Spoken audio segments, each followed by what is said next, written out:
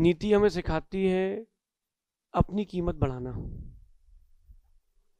अगर आप चाहते हो कि आपकी कीमत बढ़े, आप महत्वपूर्ण व्यक्तियों में गिने जाएं, अथवा समाज में, परिवार में आपको स्थान मिले, तो नीति जरूर सीखें।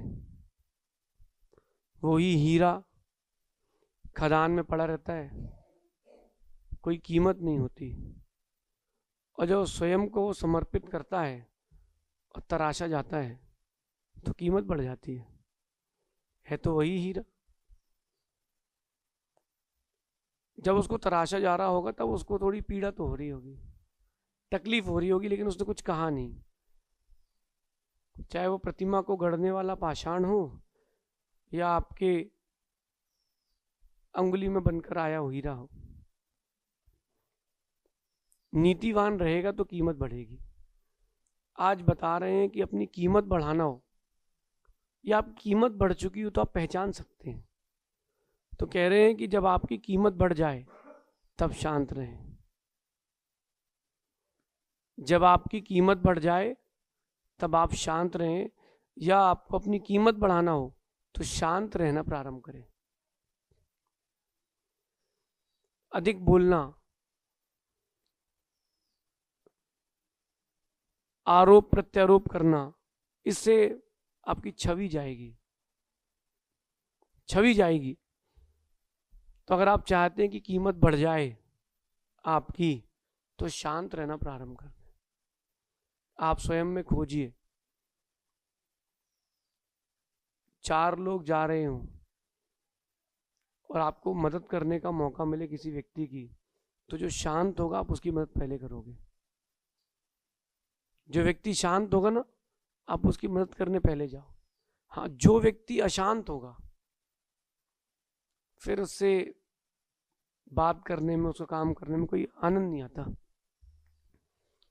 परिवार में या मित्र में या फिर व्यापार में देखना, कुछ लोग उग्र प्रकृति के होंगे, उग्र, उनसे पूरे परिवार के लोग दूर रहते हैं, कोई ज्यादा नहीं बोलता उनसे, मित्र में भी और व्यापार में भी।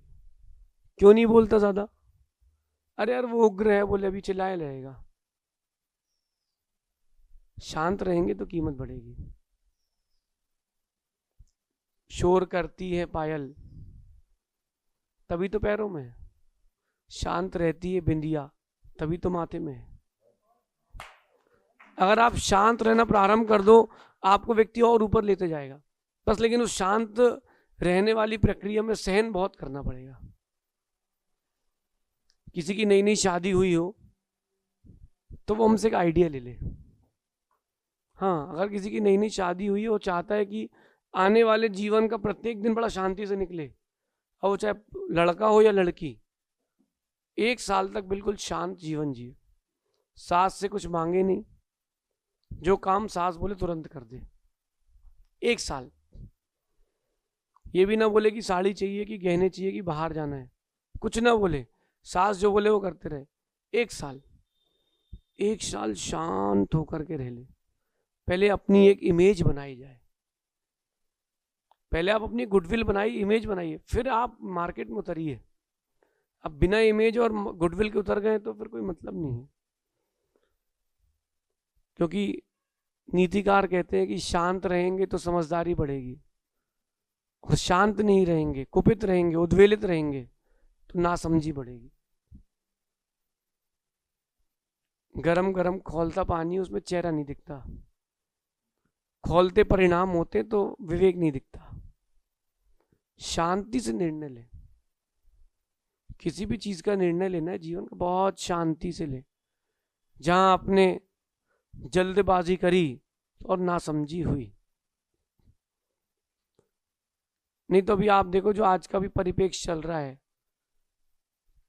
लड़का लड़की घूम रहे हैं बाजार में, उनने एक दूसरे का चेहरा देखा, आकर्षित हुए, बात करना चालू कर दी। बाद में क्या हुआ आपको पता है? क्यों भाई चिंटू? बाद में क्या होता सबको पता है। मन अशांत, फिर वो शायरियां पढ़ता है, फिर वो धीरे से कहता है कि अगर तुम मेरी जिंदगी में नहीं आती तो मैं शायर नहीं बन पाता। शायर बनना जरूरी नहीं है, शांत बनना जरूरी है। अपने जीवन के लिए उपयोगी है शांत बनना। और शादी के उपरांत आप सोचो कि जितना तेज आप कह रहे हो उतना तेज आपकी पत्नी भी कह रही है, दोनों तेज चलें, नहीं हो पाएगा, बिल्कुल नहीं हो पाएगा। तवा गरम होता है, आटा ठंडा होता है। तवा गरम होता है, आटा ठंडा होता है, तब रोटी बनती है, तब रोटी बनती है। आप शांत रहो, ठंडे रहो। अपन ने पढ़ा है कि देखो जंगल में मुनिराज खड़े हैं, शांत हो, शेर भी शांति से उनके सामने बैठ गया। शेर भी शांति से बैठा उनके साथ, सिंह भी एकदम बिल्कुल गाय जैसे बैठा है। क्यों? शांत रहेगा जो व्यक्ति, उसके आसपास का वातावरण धीरे धीरे सभी शांत होता जाएगा। इसलिए अपने जीवन में शांति को स्थान दें, उग्रता को स्थान दें। आपको लग रहा है कि इस द्रव्य क्षेत्र काल भाव में मेरी शांति जा रही है, थोड़े दिन के लिए मौन होकर के किनारे बैठ जाए, बिल्कुल शांत। आप लोग नदी गए कभी? नदी जब एकदम शांत नदी हो और आप पैर डालकर बैठो उसमें, बहुत शांति मिलती है। वहीं झरने में जाओ तो उछल कूद करने का मन करता है। जबलपुर में वो जो धुआंधार है, कभी वहां जाओ तो ऐसा लगता है कि अरे और पास चलो, और पास चलो। और नदी हो तो ऐसा लगता है एकदम शांत बैठो। नदी संदेश दे रही है, शांत रहेंगे तो सर्वप्रिय बनेंगे। नदी को देखो भी आप, बिल्कुल शांत रहती तो कितना अच्छा लगता है। उसी नदी में तूफान उफान आ जाए तो आप लोग बोलते भैया नदी तेज उफान में दूर हट जाओ, नदी उफान में है दूर हट जाओ। जब नदी से दूर होते हो आप तेज उफान में, और जब आप उफान में रहते हो, जब आप उफान में रहते हो तो व्यक्ति भी आपसे दूर हटेंगे। तो शांत रहेंगे तो कीमत बढ़ेगी, और जहां आप उद्वेलित हुए कीमत घटेगी। समझदार बनना हो तो शांत बनना प्रारंभ कर दें, सर्वप्रिय बनना हो शांत बनना, शांत रहना प्रारंभ कर दें। ठीक है, माना कि पत्नी नहीं सुधर रही या पति बात नहीं मान रहा, ठीक है, ये पर्याय का संबंध है, जीव का थोड़ना है। तुम अपने हिसाब से जियो, हम अपने हिसाब से जिएंगे। कई लोग पिता पीड़ित होते हैं, कई लोग पत्नी पीड़ित होते हैं, कई लोग पति पीड़ित होते हैं, भिन्न भिन्न प्रकार के पीड़ित लोग हैं। इन सबको सुखी होने का एक ही उपाय है कि आप शांत रहना प्रारंभ कर दें। जैसे ही मन में संकल्प विकल्प आए, ओम इग्नोराय नमः, इग्नोर करना चालू करो, सुख चालू हो जाएगा। क्योंकि एक बात ध्यान रखना, किसी के होने और ना होने, और किसी रहने और ना रहने के किसी से कोई काम कभी रुकता नहीं है। कोरोना ने आप सबको बता दिया होगा कि कुछ अर्जेंट नहीं होता।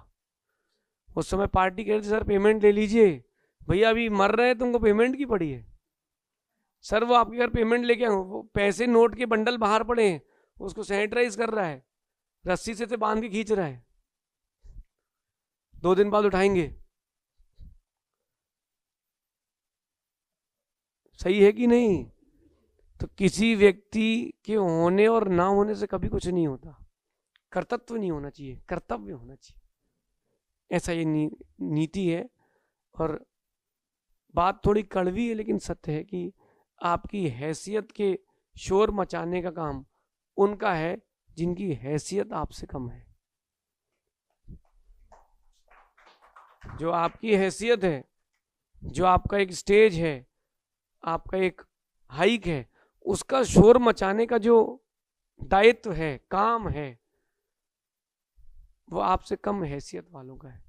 आपको तो कुछ अपने मुख से बोलना ही नहीं है कि मैंने ये किया और मैंने वो किया। एक आपको दृष्टांत देता हूँ। शादी हुई पक्की, लड़का लड़की फोन में बात कर रहे हैं, तो फिर इतनी बातें कर ली उसने कि सब बता दिया।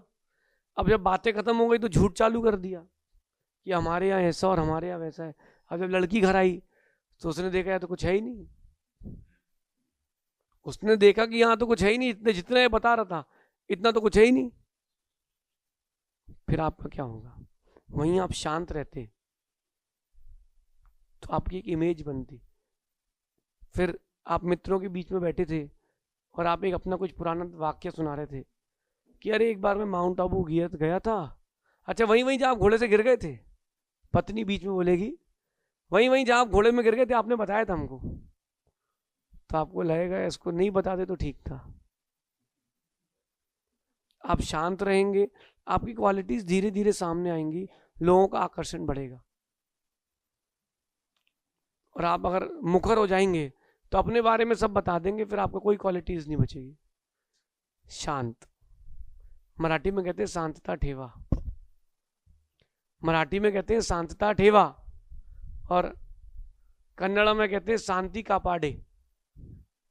तो शांतता ठेवा, शांतता ठेवा। जब भी मन उद्वेलित हो ऐसा उंगली करना, हृदय पर रखने वाला, शांतता ठेवा। लग रहा है आपको कि अभी बोलने का मौका है, बोलना चाहिए, नहीं, शांतता ठेवा। अपने भी दिन आएंगे, धैर्य रखो। जिंदा रहती है चिड़िया तो चींटियों को खाती है, और मर जाए अगर वो तो चींटियां उसे खाती हैं। अपनी अपनी बारी का इंतजार करो, मौका सबको मिलेगा। शांतता ठेवा। बस आप शांत रहना प्रारंभ कर दो, सारे मौके मिलेंगे। बड़े बड़े राजनेताओं को देखो आप, वो क्या राजनीति करते हैं, कितनी बड़ा कांड हो जाए, सर इसमें आपको क्या कहना है, बोले अभी जांच चल रही है, हम बताते हैं आपको। पुरानी घटना है कि देश के प्रधानमंत्री से कहा गया कि आप किसी के सहारे पर चलते हैं।